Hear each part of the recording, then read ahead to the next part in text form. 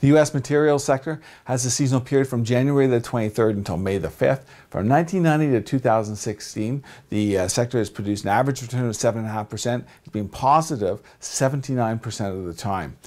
Now, a word of warning here in that the U.S. materials sector is substantially different than the Canadian materials sector. The Canadian materials sector is largely made up of gold stocks, whereas the U.S. materials sector is largely made up of chemical companies. Using the ETF in the States XLB, we have approximately 70% of the stocks in the materials sector being chemical companies. So they're substantially different.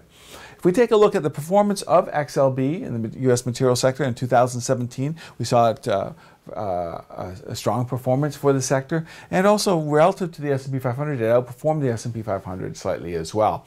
There were some ups and downs along the way, of course, but here we are at the start of the threshold on the seasonal period. We have seen this downtick relative to the S&P 500 for the materials sector, which often happens for the sector at the beginning of January.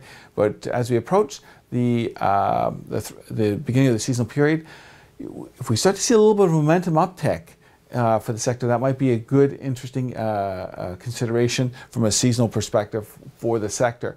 And this sector also has not had a substantial run ahead of its seasonal period, which often leads to a pause at the start of a seasonal period. So here we are set up. We've come down relative to the S&P 500. We start to show a little bit of momentum as we come into the seasonal period. This could be an interesting sector to look at. Thank you very much.